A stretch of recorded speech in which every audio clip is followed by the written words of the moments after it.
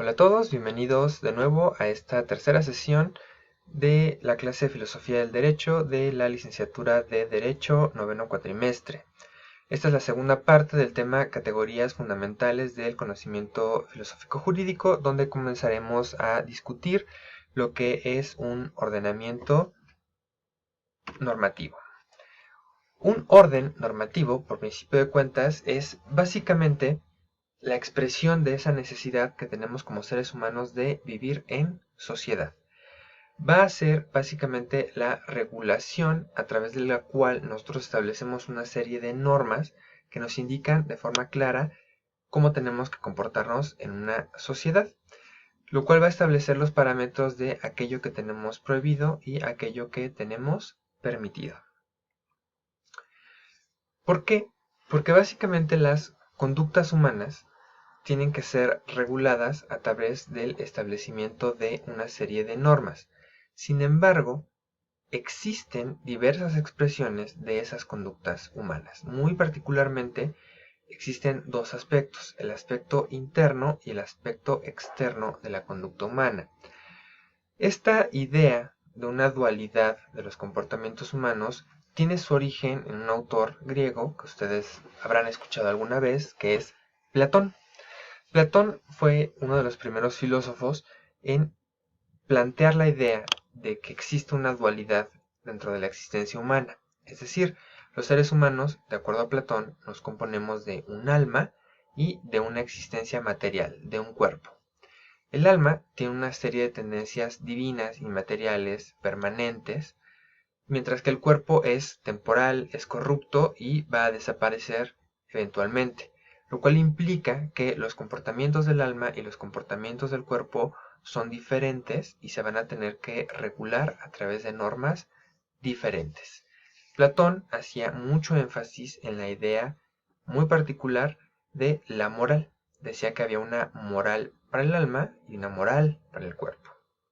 Aristóteles desarrolla esta idea mucho más profundamente y nos dice que la existencia humana, en efecto, tiene dos partes, pero estas dos partes no son las que nos decía Platón, sino que son la parte individual y la parte social que se relaciona con la polis, con la convivencia social. Y nos dice que el desarrollo de las normas y de la elección de las normas que nos permite comportarnos en sociedad se hace a través de la ética. Y la ética también tiene esos dos aspectos, el aspecto individual y el aspecto de ética como comunidad. Y precisamente nos dice que la ética de la comunidad es muy importante porque es el núcleo donde puede aparecer un concepto muy importante para ustedes como abogados, que es la justicia. La justicia no es absoluta, no es metafísica, la justicia es lo que nosotros determinamos de ella. ¿A través de qué? A través de la comunidad. Sin embargo, aún aquí Aristóteles no hace una diferencia entre derecho y moral porque los griegos no tenían esta distinción tan clara. Esta es una aportación de los romanos, que, como ustedes sabrán desde sus clases de derecho romano, sí hicieron esta distinción entre moral, como lo que nosotros individual y personalmente decidimos, y el derecho, que es las normas que vienen desde la ciudad, desde el gobierno. Quien sí hizo esta distinción y es la última evolución importante sobre estos aspectos internos y externos de la conducta humana, es Immanuel Kant. Immanuel Kant, en su obra La metafísica de las costumbres, dicta que el hombre se guía por la libertad. El hombre se distingue de los animales porque su conducta es libre, no depende de sus instintos. Y nos dice que vamos a tener dos tipos de moralidades, la moralidad interna y la moralidad externa. ¿Por qué hago una asimilación a la moralidad de la libertad? Porque la libertad depende de nuestra capacidad de decisión y la capacidad de decisión se rige por la moral. Sin embargo, la libertad interna se va a regir por la moralidad que nos dice o nos dicta que tenemos que comportarnos de determinada forma. Pero esa moralidad es interna. Nosotros decidimos, tenemos algo en nuestro interior que nos dice que hay algo correcto que hacer y hay algo incorrecto para hacer. En cambio, la moralidad externa rompe con esta necesidad de justificación interna. El derecho es una libertad externa porque nos dicta de manera independiente a nuestro interior cómo tenemos que comportarnos. Y es precisamente esto lo que distingue a la moral y al derecho. La moral es interna, mientras que el derecho es externo. Y precisamente, bajo esta perspectiva de los aspectos internos y externos de la moral humana, es que nosotros vamos a hacer una clasificación de los órdenes normativos. Como ustedes recordarán de nuestro video anterior y de la tarea que les pedí para esta semana, existe una clasificación de 4 tipos de normas que fue creada por el autor Eduardo García Maínez, que todos hemos estudiado alguna vez, si hemos tenido la bendición de estudiar Derecho. Eduardo García Maínez nos dice que nosotros podemos clasificar a las normas y a los sistemas de normas que las acompañan de acuerdo a la forma y el origen de las normas y de los comportamientos que van a regular. Entonces nosotros tendríamos 4 tipos de ordenamientos fundamentales. Las normas o convencionalismos sociales, que nacen de esta convivencia social, de esta necesidad de vivir en grupos y que dictan las reglas más básicas de comportamiento. A continuación tendríamos las normas morales, que nos dicen ya una clasificación axiológica de aquello que está bien y que está mal de nuestro comportamiento. A continuación tendríamos las normas religiosas, que también nos dicen que está bien y que está mal de nuestro comportamiento, pero ya tienen un origen externo a nuestra propia moralidad. ¿Por qué? Porque van a nacer de un Dios, de una religión o de un lugar determinado que ya no es el de la persona. Y finalmente, nosotros tendríamos a las normas jurídicas, que igual que las anteriores, dictan cómo tenemos que comportarnos en una sociedad.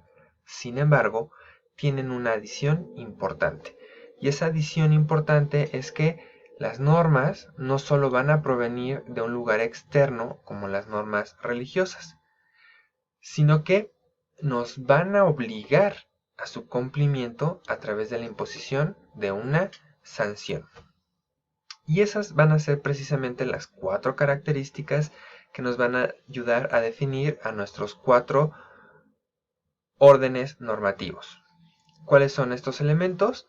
La interioridad o exterioridad, la autonomía, heteronomía, la coercibilidad, incoercibilidad y la unilateralidad o bilateralidad. Por principio de cuentas, nosotros vamos a comenzar a analizar la interioridad, exterioridad. Esto hace referencia al tipo de conducta humana que vamos a regular a través de una norma. Cuando una norma regula una conducta interna, una conducta que dice por qué debemos de comportarnos de cierta manera y qué es bueno o qué es malo, esa es una conducta que rige la interioridad. Como por ejemplo la moral. En contraposición, cuando solamente nos interesa la conducta externa, la conducta visible del ser humano, estamos hablando de exterioridad. Por ejemplo, a mí no me importa como jurista si una persona va manejando y siente la necesidad de matar al resto de las personas que entorpecen su camino. Mientras no lo haga, lo que piense o sienta no es relevante para el derecho. Al derecho solamente le preocupan aquellas conductas que son expresadas claramente y que son visibles. El siguiente elemento es la autonomía-heteronomía. La autonomía-heteronomía hace referencia al origen detrás de la norma que regula las conductas. Las normas morales son normas autónomas. ¿Por qué? Porque dependen de cada individuo y cada individuo decide qué normas morales va a seguir o van a regir su existencia. Decide qué está bien y qué está mal de forma independiente. En cambio, la heteronomía hace referencia a que las reglas y la voluntad para seguirlas provienen de una autoridad o de un poder externo. ¿Quién crea el derecho? El Estado. ¿Quién decide cómo vamos a comportarnos y qué está bien y qué está mal? El Estado. El Estado consulta su voluntad para definir cómo se van a comportar. La respuesta, por más que nos guste mucho la democracia, es no. ¿Por qué? Porque el Estado no pregunta a cada persona individualmente y no determina su contenido normativo a través de la voluntad de las personas, sino que lo hace de forma superior y de forma supraordinada, de arriba hacia abajo. A continuación, nosotros tendríamos que hablar de la unilateralidad y la bilateralidad, que hace referencia a que las conductas se esperan solo como obligaciones o reconocen derechos subjetivos. Es decir, una norma es unilateral si solamente les impone una obligación, pero no tiene ningún derecho aparejado, como las normas morales. Que ustedes sean buenas personas les da superioridad moral, les da ser mejores personas, desarrollo personal, pero no tiene aparejado que el resto de las personas tengan que comportarse de la misma manera. En cambio, la bilateralidad hace referencia a que las normas jurídicas les otorgan derechos de la misma forma que les imponen obligaciones. Si ustedes tienen la obligación de cumplir un contrato, por ejemplo, tienen el derecho a exigir el cumplimiento de ese contrato. Están aparejados mutuamente de una forma en la cual las normas unilaterales no lo están. Finalmente, nosotros tenemos que hablar sobre la coercibilidad y la incoercibilidad. La coercibilidad básicamente hace referencia a que las normas jurídicas pueden exigirse a través de la imposición de sanciones, de forma coercible, a través del uso de la fuerza.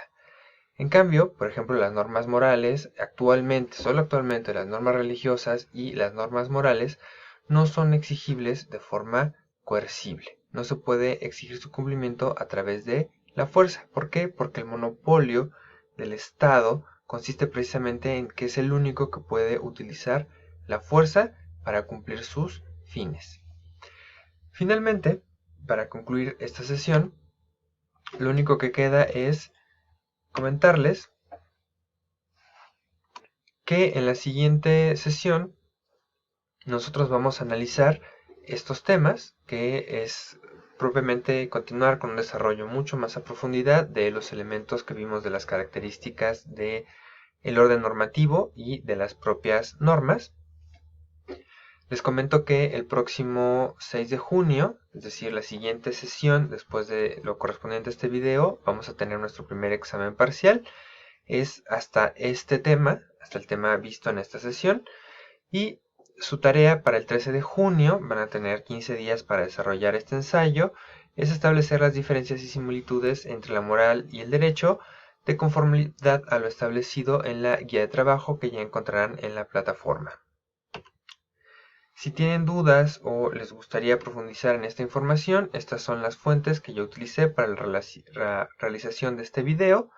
Todas están disponibles también en su guía de trabajo. No me queda entonces más que agradecerles su atención. Estoy disponible en los medios de contacto que ya hemos comentado para cualquier duda o comentario. El sábado a las 11:30 horas los veo a través de Zoom. Ya tienen el link y la clave de acceso en la plataforma también. De nuevo, gracias y hasta pronto.